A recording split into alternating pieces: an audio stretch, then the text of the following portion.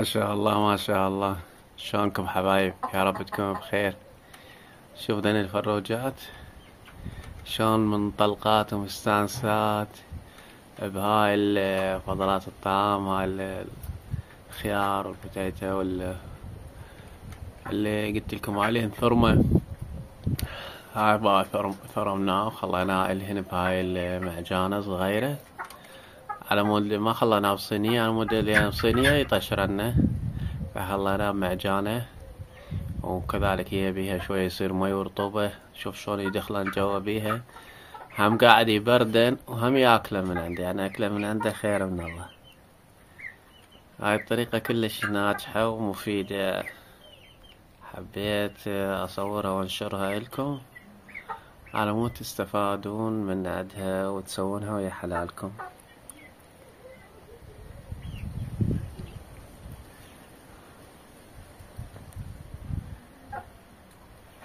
شوف طبعا كل الحلال الحمد لله علف، يجون بالسرة ياكل ويدخل يبرد رجلينا. طبعا سبحان الله الدجاج التبريد مالته اذا يريد يبرد جسمه التبريد مالته يكون من رجلينا. يعني دائما نشوف الدجاج يوقف بمكان بيه مي او فد شي سطل، تلقاه او رطوبة تراب شي بنقعه مي، تلقى الطير واقف بيه برجلينه لين ينزل درجة حرارة جسمه بهاي الطريقة. لذلك انصحكم انه دائما خلي طشيته او اي شي، يعني اذا عندك دجاج كبار اخلي حتى لو معجانة مثل هاي او سطل. شلون هسه انا مخلي اسطولة كذا، لان الدجاج بالصيف يحب يبرد بهاي الطريقة، يدخل داخل بالموية برجلينه ويبرد جسمه.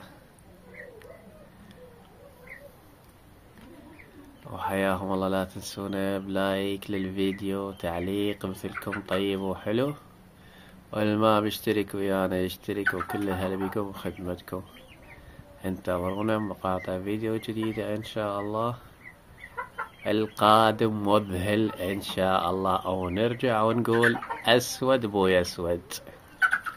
حياكم الله.